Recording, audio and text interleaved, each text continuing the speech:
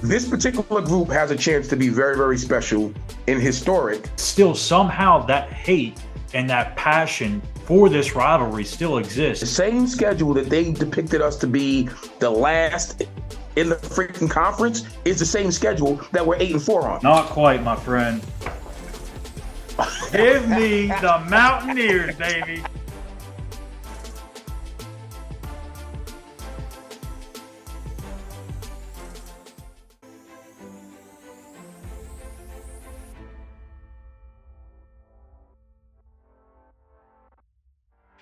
Hello, everybody, and welcome in. It is the Walkthrough Game Day Show presented by West Virginia on SI. I'm Schuyler, Callihan. That is Eugene, Napoleon.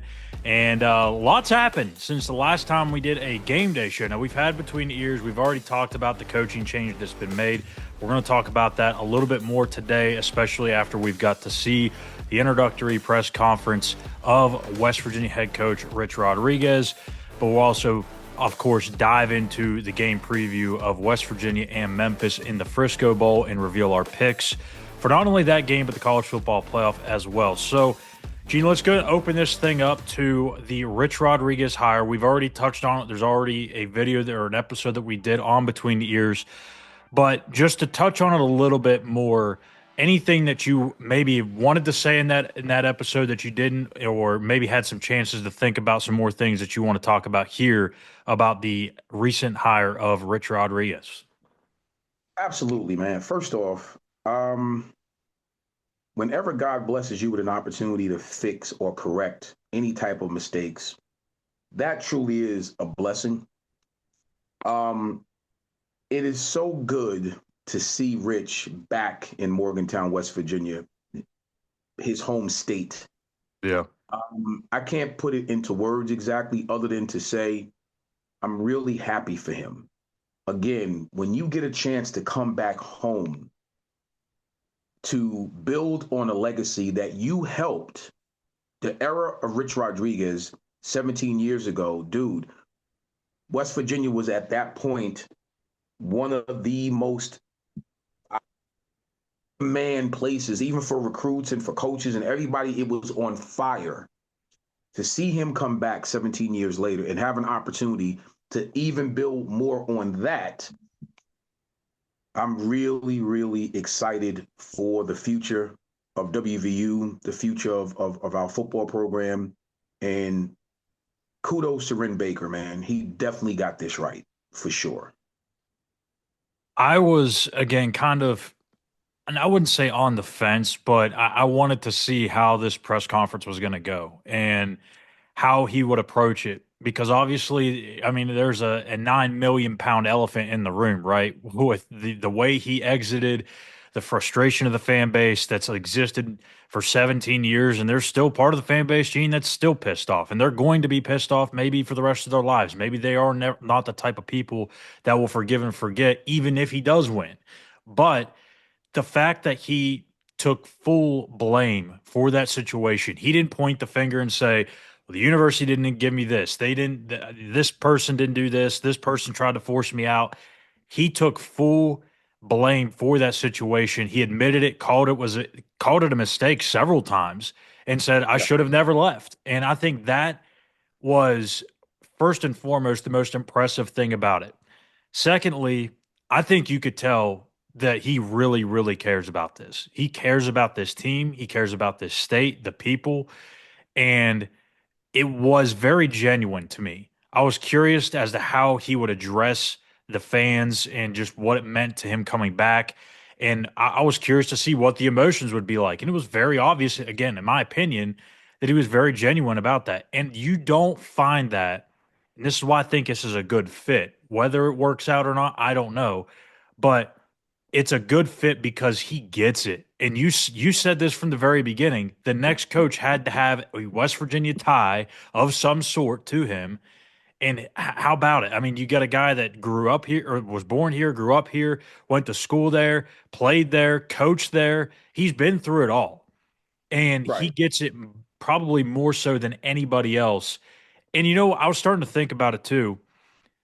Sometimes you make mistakes in life and you don't realize it at the time. And when you leave one place to go somewhere else, maybe it is a good thing. And I'm not saying that that decision for him was in his best interest, but when you leave, you start to realize, and I think he hit on this too, how much a certain place meant to you.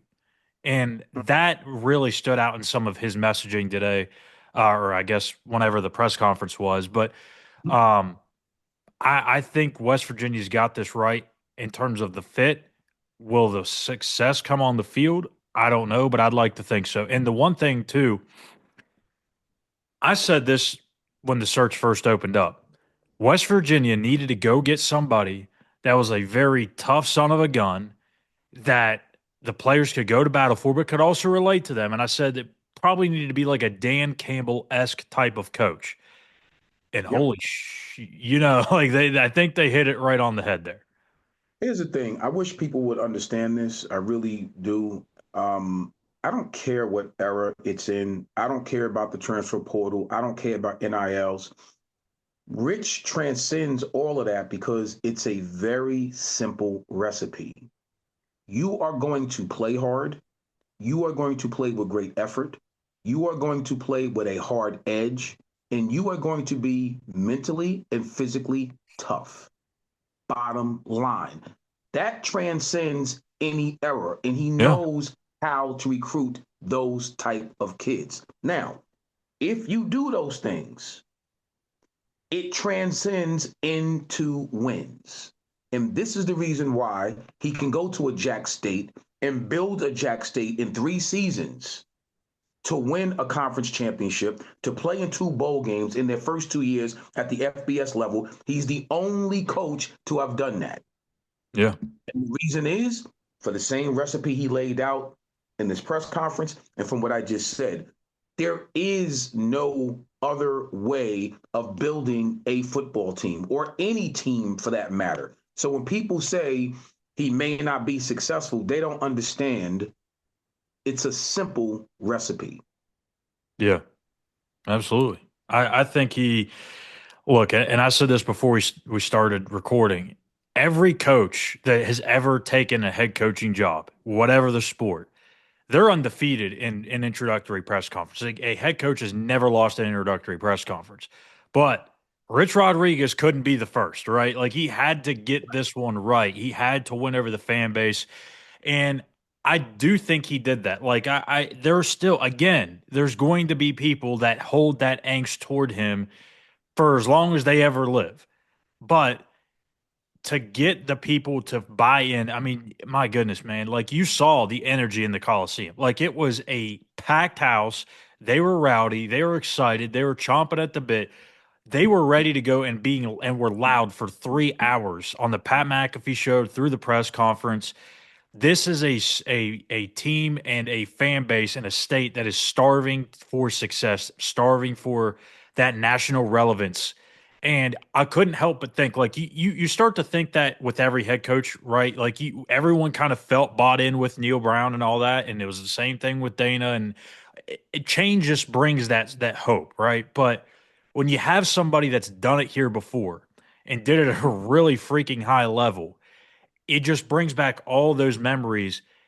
And not only that, but you have now an opportunity to really ascend because, again, as we've talked about numerous times here, Rich Rodriguez has a strong backing. Ken Kendrick, Pat McAfee, Ike Moore, so on and so forth.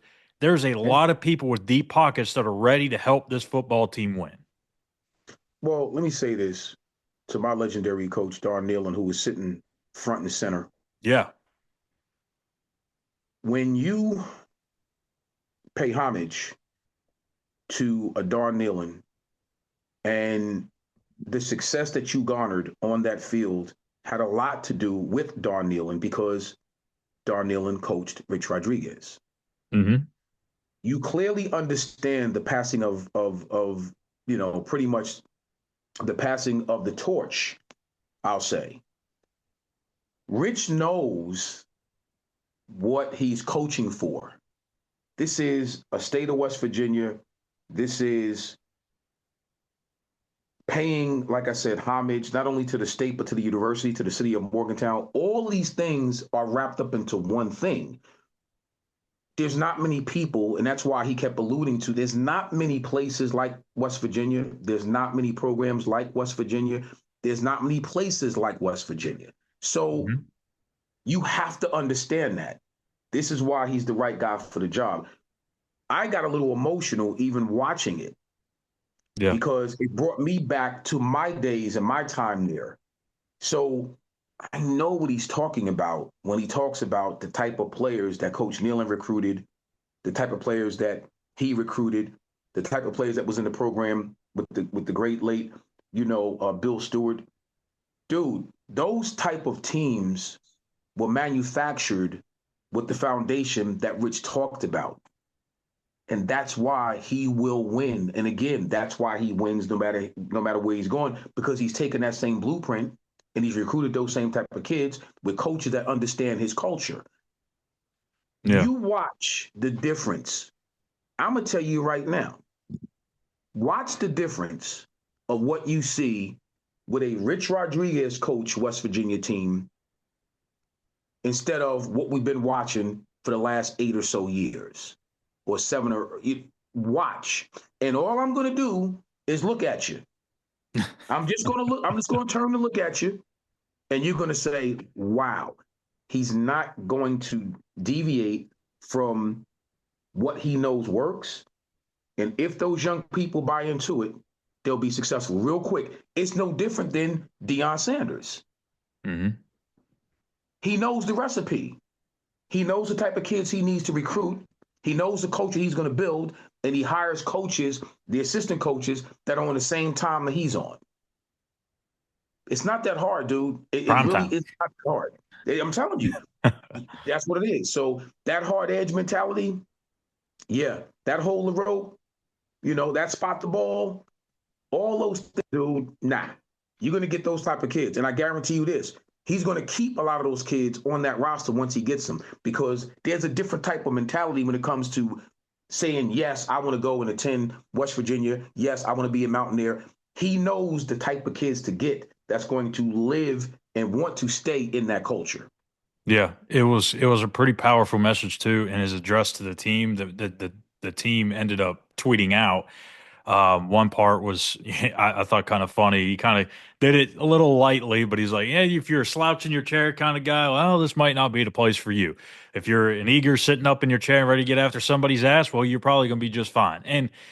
And honestly, I think, and I'm not trying to take any shots here at Neil or anybody because I've said this before too. Like, you don't have to all act a certain way to be a successful coach. You don't have to be somebody that coaches extremely hard, and I mean, coach hard, but in terms of getting at somebody and trying to motivate them that way.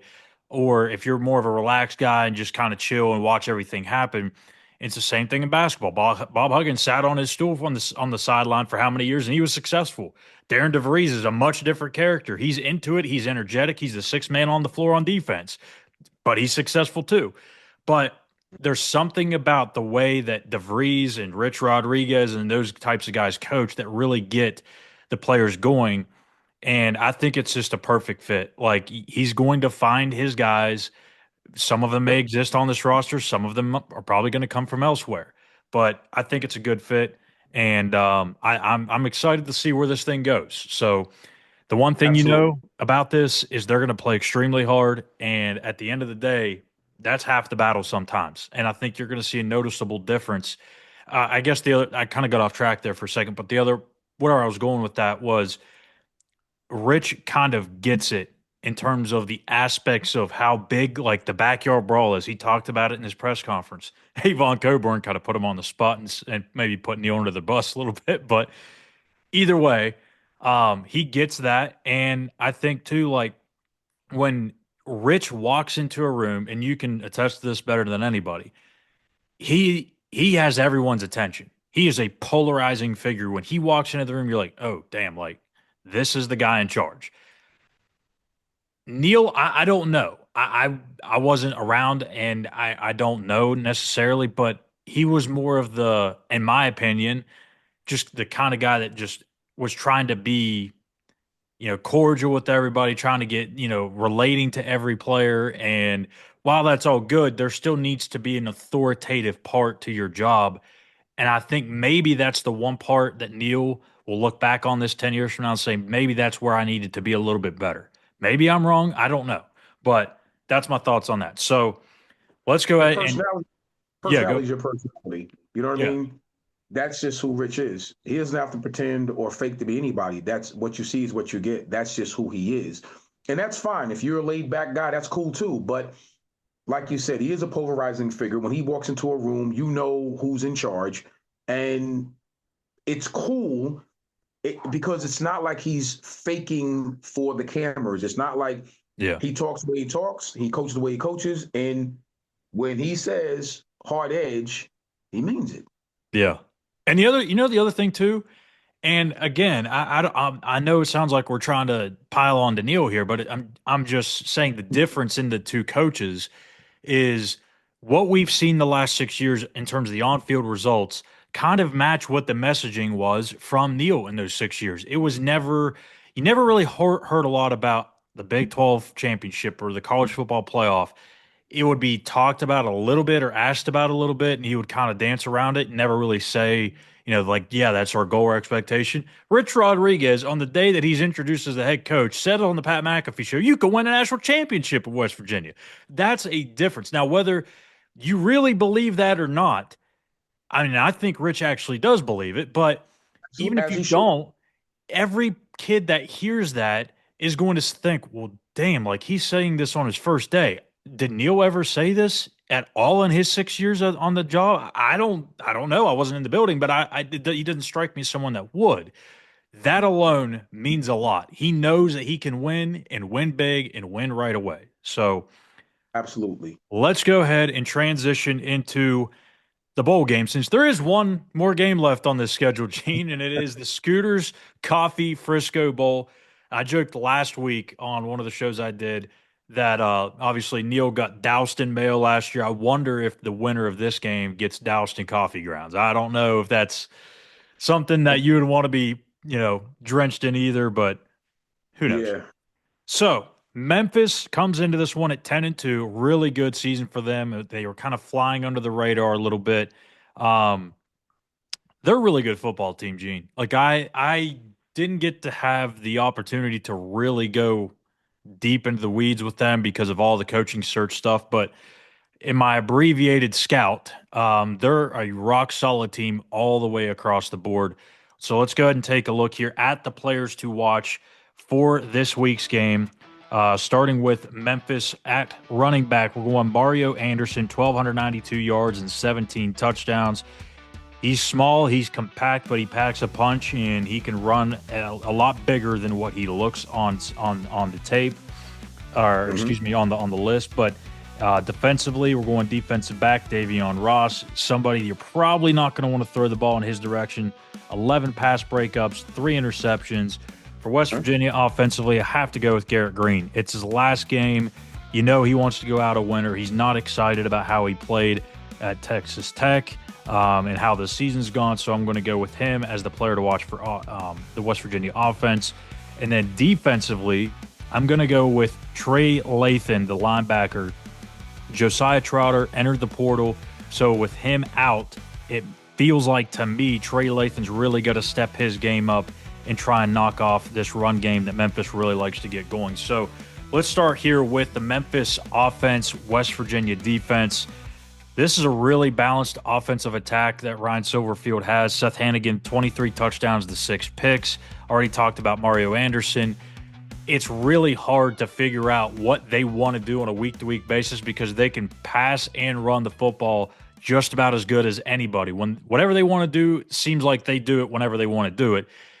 And when you face an offense like that as a defense, you got to kind of pick your poison. You got to dictate what you want to happen. So if you're Jeff Kuntz in this game, if you're Chad Scott, the interim head coach, which way are you leaning here in defending this Tiger offensive attack? What do you want them to do? Well, first off, I watched, I want to say maybe 2 to 3 games. I've seen Memphis play this season. They're a very good football team from top to bottom, like you just said. And on offense, they're well balanced. So, with that being said, the defense has their work cut out for them for sure. because the bottom line is this back is probably one of the more talented backs if people didn't get a chance to see this kid play in college football. He really is. So he can make you miss an open space and he can take it to the house, which is a problem. Passing the ball, the quarterback is very, very accurate. His long ball is accurate, which is interesting because a lot of times when guys that just throw the ball down the field, sometimes it's not as accurate as you would like them to be. They just got a strong arm. Well, he's both strong arm and very accurate. So our defense, it depends on what Memphis comes out with offensively first. If they come out with the attitude, you know what, we are going to pound the football, I'm going to say defensively, this is your last game. Yeah. I'm not holding anything back. Honestly, if I'm Kuntz, I'm not holding anything back. Everything is on the table and everything is going to be at my disposal. When Memphis is going to throw the football, I am going to put so much pressure on the quarterback, exotic blitzes, or what. It might be somebody coming from the daggone stands to blitz him because there is nothing to hold back. You know what I'm saying? So this is a type of game where, honestly, it should be fun for West Virginia, to be honest with you, because, again, there's so many different things you could do. I would be very creative on defense. I would not show them something more than 2 or 3 times in a game, to be honest with you. I would always want to keep them off guard and off pace. And hopefully, if you win on first downs, I want to keep them behind the chains. I think if you keep them behind the chains, apply pressure, you have a really good chance to be successful on defense, which means Memphis won't be successful on offense. Yeah, they are. I mean, like I said, you look at every statistical category, and they are at or near the top, Yep. not only in the American Athletic Conference, but really in the country too, in terms of just efficiency. I mean, third down percentage, red zone offense. I mean, they are clicking on all cylinders. And what's Yep. really scary about this is you're giving them, what, 2.5 weeks or so to kind of game plan for this. And that means bad things could be coming for the secondary that's really struggled all year. So, Yep. speaking of which, when you end the season like you did defensively, you give up 51, 52 points, whatever the heck the score was out in Lubbock. How do you bounce back from that when you had such high expectations, at least internally, going into the season? You thought you were Mhm. going to be in the mix for the Big 12 championship. You thought you were going to go to a good bowl game. And the way the season unfolded, you just never caught any momentum. You finished 6-6. You have the situation that happened out in Lubbock where you just got boat raced. Then your head coach gets fired the next day. How do you rebound as a defensive unit from that game and all the stuff that's happened since? Honestly, it sounds cliche. It sounds like it's about to be coach talk, what I'm about to say. The pride, WVU pride, defensively. If I'm those seniors, I'm going to stand up and I'm going to pound on the table. I'm going to say, listen, I don't want to go out as a senior and lose to Memphis when this is a perfect opportunity. This one win can write our whole season. Mm-hmm. That would be my message defensively. I would want them to feel like, let us win this football game. Let us take control of this game. Let's make sure that they don't score more than 10 points. Let's give our offense an opportunity to really get on the field by taking the ball away. So I would set goals, to be honest with you. If I'm the seniors on defense, I'm writing down a few goals. Let's get 3 takeaways. Let's make sure we don't give up 100 yards on the ground. Let's make sure we don't give up more than 175, 250 in the air passing. Let's try to hold them under, if we can, let's say 300 total yards on offense or 250 yards total offense. Because I think if they come up in their mind, this is an attitude game Yeah. defensively. And that's what I'm saying. Like, they have to come out, Schuyler, with a different mentality. They have to come out with a big boulder forget a chip, a boulder Yeah. needs to be on their shoulders, to be honest with you. And that's how you win games like this. You got to come out with a stronger message defensively, a more physical defense.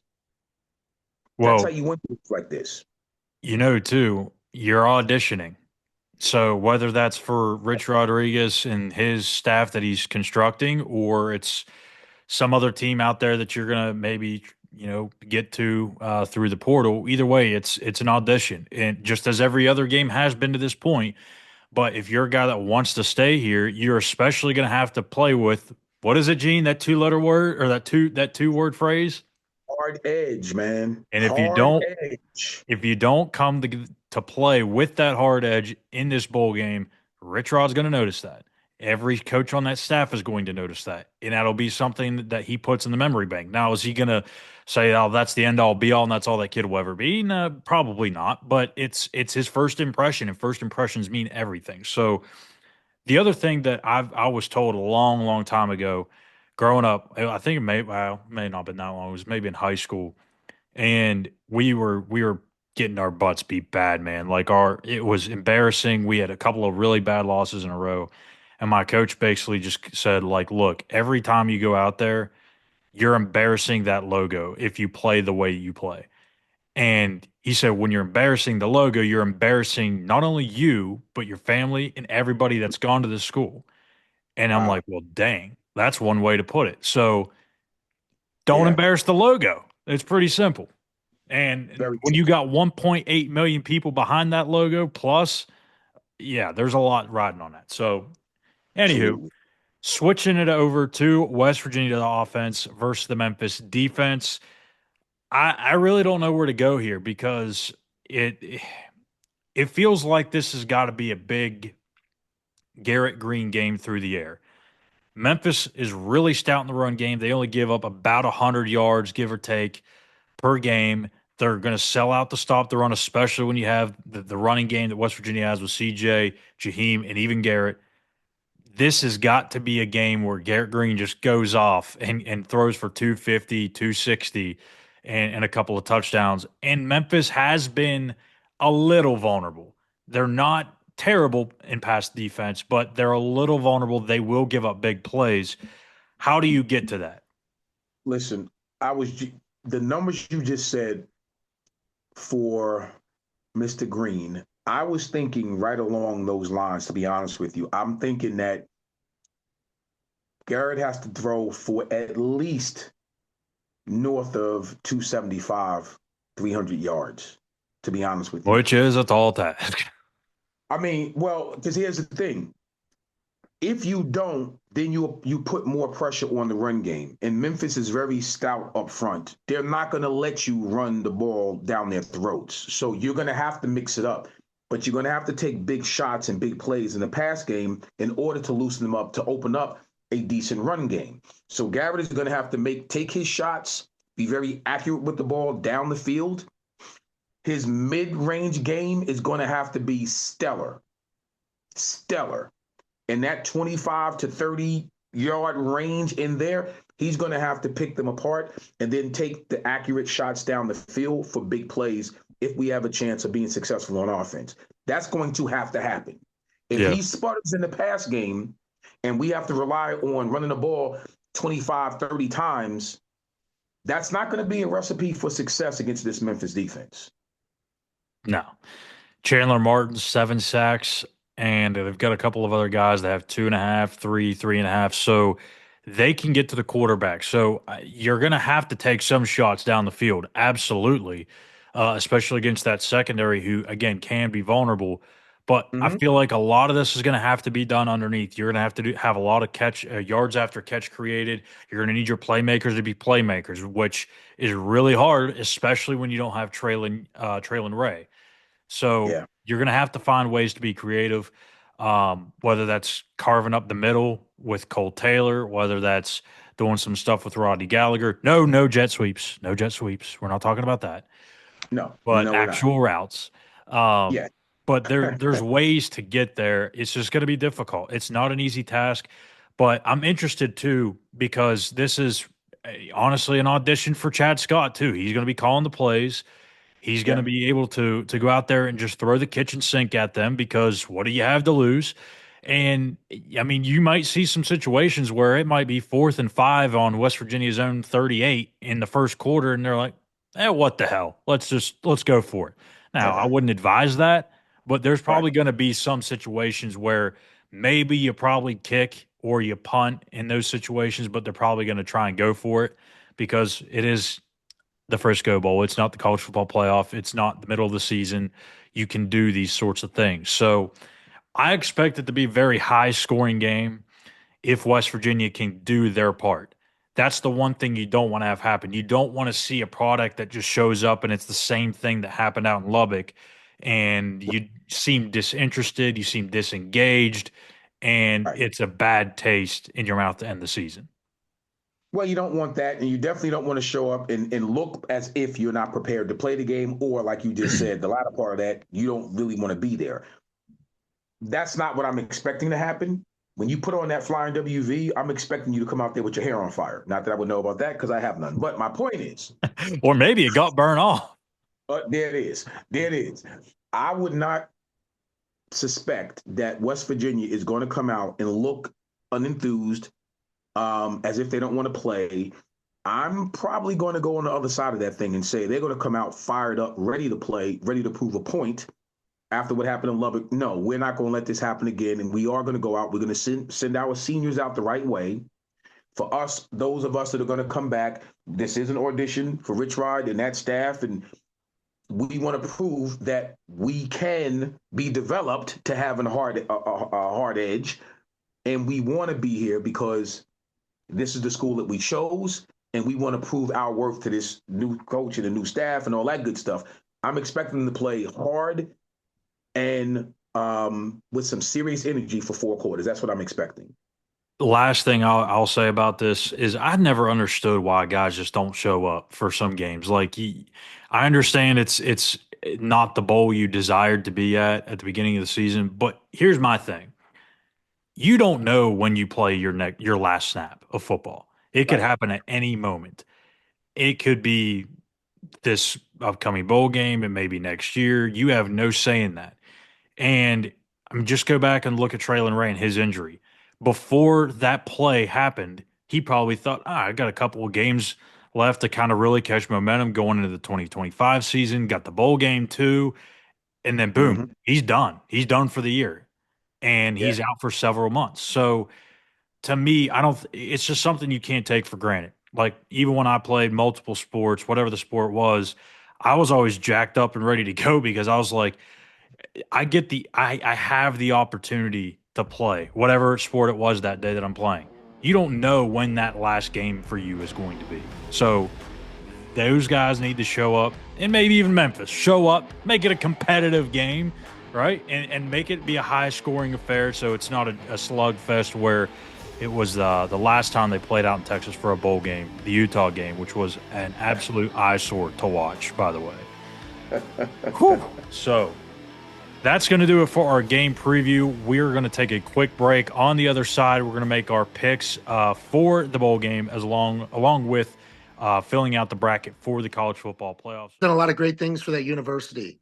And like, I think he knows that like it's never really talked about because of how it all ended. So I think he really wants to go back and make it right. And I think it is going to be a very welcoming time for a team. You know, I think from my understanding of how things are about to go, I think there's going to be a lot of want for alumni to be around. I think there's going to be a lot of like hope for alumni to be around, you know, because that culture is one that it's not easy. Not everybody's cut out for that culture, you know, like the hard edge thing is real. Yeah. You know, like he wants every position to be tough. Like that is what he wants. Like he wants a tough guy at every, he's told me that talking to him here the last couple of days, he's like, the people of West Virginia want a tough team. Like that's what they want. They want a tough team. And he said, I think I'm from West Virginia. That's why I make tough teams. He said, like, my teams are tough. And I think it's because I am a West Virginian. And it's like, he's going to have to find his guys, which I think is possible with the way the transfer portal is. You will look at what Kurt Signetti was able to do coming over from JMU to Indiana. Indiana had much less resources. Now he was able to raise a bunch of money, Kurt Signetti, because he was had people believing in what he was selling. But it's like Indiana football had been dead for 50 years. It's like Rich is coming in to a P4 program that has a great history, great facilities, great opportunity. I think there is money people, from what I've been told, that are involved and interested.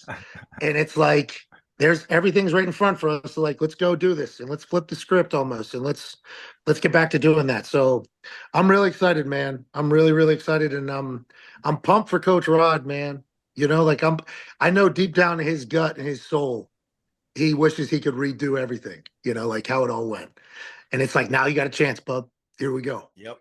Welcome back to the Walkthrough Game Day Show presented by West Virginia on SI. And it is time to get into our weekly pick'ems. But this week, it's a little different. We are doing the CFP picks. So this isn't going to be 100% accurate. So I'm going to go ahead and crown myself right here as the pick'em champion for this year, since Gene's had the belt for the last 2, 3, 4, 5 years. Maybe it's been. I finally win it this year because had I listened to my wife, I'd have won this year. Yeah. Hey, sometimes listening to the wife helps. I don't know about all that, but anyway. But yeah, we can't make this an official part of it because obviously if one of us gets the picks wrong, the second round matchups aren't the same, so on and so forth. So let's go ahead and get into the opening round here. We've got number 5 Texas hosting number 12 Clemson. Arguably the best part of this thing is you get a home field advantage in these things. You have an on-campus game in the first round. I'm going to go with the Texas Longhorns. But I tell you what, Gene, I think this is going to be a really competitive game because Clemson, they did not think they were going to be in this thing at all a couple of weeks ago. They got a little bit of help to get to the ACC championship. They were up big against SMU. SMU came back, made it a really good game. They had the walk-off field goal at the end. So they really had to get some help on their way here. They're going to play their butts off, give Texas a scare, but I think Texas prevails. It's funny you say that. I was going to pick the Longhorns as well. I just think that it's something about how they play when their backs are against the wall. Yeah. And I don't know. I think Texas is going to it's going to be a good game. No doubt about it. But as you just stated, I think Texas will wind up pulling it out. Number 8, Ohio State, and number 9, Tennessee. The last time the Buckeyes took the field was in Columbus. It was the game against Michigan, their rivalry, and did not go well. And you started hearing stuff about Ryan Day again. But they're here in the playoff, and if they go and make a run, no one will. I mean, they'll still care about the loss, but it can be watered down a little bit. So, I'm going to go ahead. I'm going to pull the upset here. I'm going to pull the trigger. I'm going to go with the Vols on the road. I think that high offensive attack is just too much for Ohio State. I don't know that Ohio State has enough offensively to keep pace. And like Kirk Herbstreit mentioned, if things kind of get out to a slow start, that crowd might start to turn. Yeah, it's so funny that you say that because I was all set to pick, the Buckeyes. And then I started to really think about this thing and said, wait a minute now.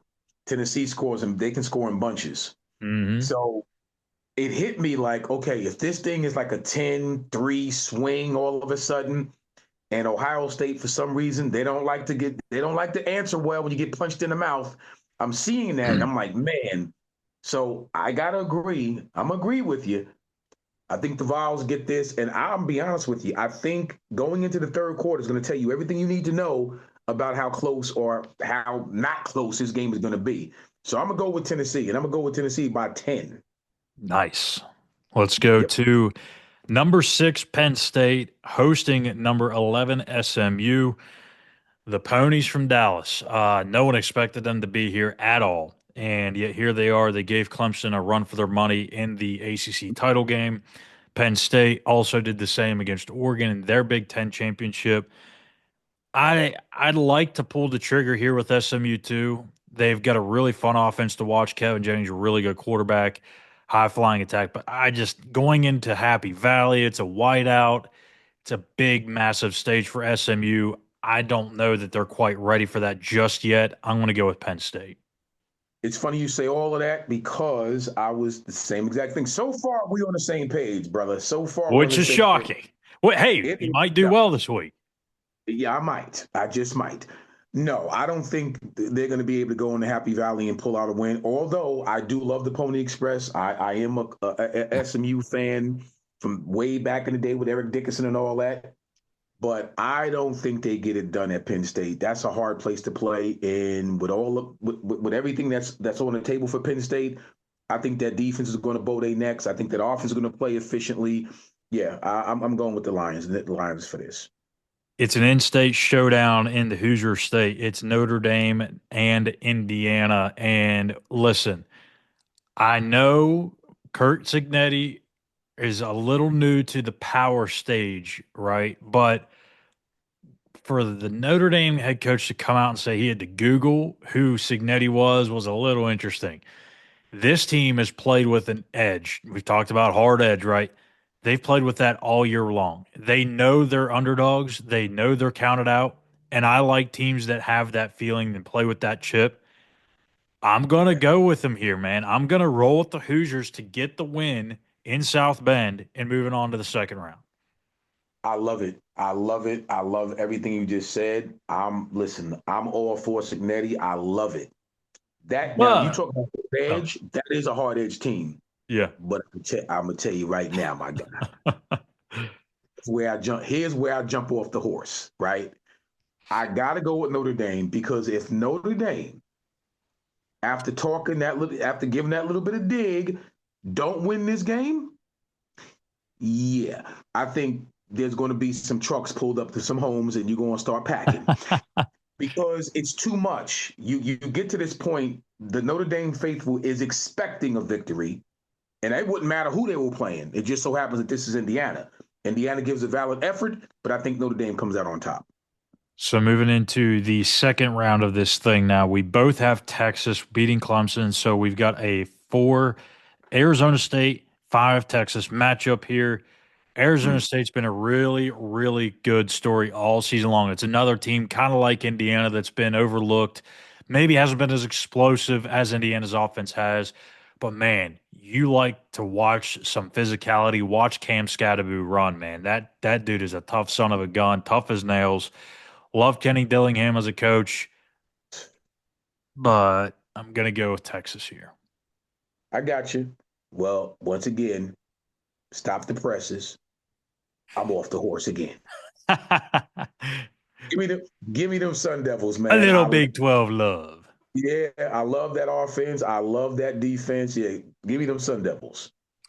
Tennessee and Oregon. You went with Tennessee, I believe, right? Yeah, so you went Tennessee by 10. I've got them going up against Oregon as well. This one should feature a ton of points. First to 40, that's what I'm thinking. Oregon's just way too efficient, way too good, way too fast. I think that Oregon speed kills in this game, and I think Dan Lanning, the defensive-minded guy, knows how to get his defense enough stops, so I'm going to lean with the Ducks to stay undefeated. It's funny. Now I'm back on the horse. There it is. There it is. I'm back on the horse. No, absolutely. For everything you said, listen, I'm going to underline all of that. Yeah, Oregon is just, they're too efficient in all phases of the game. I'm going with Oregon. Number 6, Penn State going to take on Boise State in the Fiesta Bowl. Ashton Jeanty, pretty darn good back. Against that defense, though, I don't think so. Give me Penn State. And it's funny. That's meant to Mr. Jeanty first off. Okay. Yes. All right. My bad. Get it correct. He's going to have, listen, I don't care who you're playing against. He's going to have a day to show you why he is who he is. But I think this is a little bit too big a stage for the rest of his teammates. Yeah. Penn State. I've got Indiana going to play Georgia in the Sugar Bowl. You've got Notre Dame going to play Georgia. I really want to pull it again here, Gene, because Georgia, they've got some quarterback issues now. Carson Beck's a little banged up. Gunnar Stockton showed some things. Georgia hasn't looked great offensively all year. I really want to go with Indiana, but I just can't do it. I'm going to roll with the Dogs again. You better be smart. That man knows how to coach. They know how to win. You talk about hard edge. You get no harder than that, my guy. Give me them Bulldogs. Yeah. So Gene's going with Georgia over Notre Dame. I'm going Georgia over Indiana. So, okay, we've got I've got Texas and Oregon facing off in what would be the semifinal round, and I'm going to go with Oregon. I don't, again, Texas, their quarterback situation, I don't know how well it's going to be at this point. Oregon's just too good offensively. Yeah. And that's really And you've all got it needs Arizona State. Oh, got Arizona State. Yeah, that's all it needs to be said. Oregon is really the class of college football right now, you know. And I just they're hard to beat. They really are. So I'm going with Oregon. and then we both have Boise, or excuse me, Penn State and Georgia meeting Mhm. in the other semifinal game. This is going to be a really good game. But again, I'm probably going to go with the Bulldogs here, even with the quarterback question being a huge one. I just, Yeah. I feel like that defense is just so good under Kirby Smart. They find ways to win at this stage. Penn State has not had a lot of success in the postseason on James Franklin or against really highly ranked teams. Right. Give me Kirby Smart. Again, giving them dogs. So the championship game, Hmm. which means I would have Oregon versus Georgia, and I believe you have the same Oregon versus Georgia. Yep. Found a way, different ways to get there, but we still end up with the same championship matchup. I'm going to lean very ever so slightly with the Oregon Ducks here. I think they run the table, they go undefeated, and they find a way to take down the Georgia Bulldogs. I'm going to say 27-26, literally by that much. Well, let me say this. I'm going to pick Oregon as well. I just think they're hitting on all cylinders in all three phases of the game: offense, defense, special team comes up with plays. Just a great simulation of a football from this Oregon team. I don't think it's that close. I don't think it'll be a blowout, but I don't think it's that close. So I'm going to say 28-21. I'm going to say by a touchdown. And the game that we're all here for, it is the Frisco Bowl. It's West Virginia and Memphis. The Tigers looking for their 11th win of the season. West Virginia hoping to avoid a losing season and finish on the right side of this thing and go 7-6 in their final game together before the Rich Rod era officially begins, I guess. I don't know how we should say that, but so West Virginia, Memphis, I'm going to lean towards the Tigers here as much as I'd like to go with the Mountaineers. I just think there's a lot of change going on. You got some guys thinking about their futures. Memphis is excited to be here in this game, whether it's the Frisco Bowl or whatever. They just like the thought of getting to win number 11. So I'm Mm-hmm. going to go with Memphis, that high flying offense. It's a hard offense to stop. They're very balanced. They're going to give West Virginia a lot of problems in the air. And if West Virginia can't get the run game going, it's going to be another long day for the Mountaineers. So I'm going to lean with the Tigers here in the Frisco Bowl. You know what's so crazy? In all the years we've been doing this, Mm-hmm. I don't think I've ever gone against my Mountaineers. But there's a first time for everything, my friend. And I have to agree with you. I got to go with Memphis. Wow. I was waiting for but it won't be this time. No, there's just too much going on with WVU right now. And you're 100% right. I don't know if we can get our offense clicking. And I don't know if we can stop the well balanced offense and defense. Because I'm going to tell you something. Like I said, I've seen Memphis play 2 or 3 times this year. Mhm. It's a really good football team from top to bottom. So, unfortunately, I hate to do it, but I just don't see it happening. Love my Mountaineers, man. I do. But just being honest, I just think Memphis, this particular game is going to be a little bit too much for West Virginia. And there you have it. That is going to put a bow on this show and for the season. Thank you guys so much for tuning in to another season of the Walkthrough Game Day Show presented by West Virginia on SI. Was this year 5, year 6 now of the show? I've lost track after 2. But it's been a lot of fun having Gene here on the show. We discuss a lot of fun things, especially including the Mountaineers.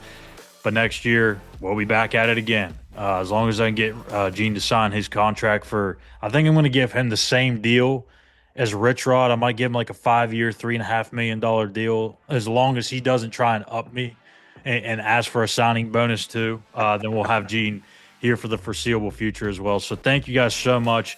We couldn't do this without your support. So continue to keep watching these episodes, whether it's between the ears or post-game shows, which we will have a post-game show following the bowl game as well, or these game day shows. Please be sure to hit that subscribe button on our YouTube page at West Virginia on SI, and give us a follow on X at SI_WVU. For Eugene, Napoleon, I'm Schuyler Callihan. One final time this season on the Walkthrough Game Day Show.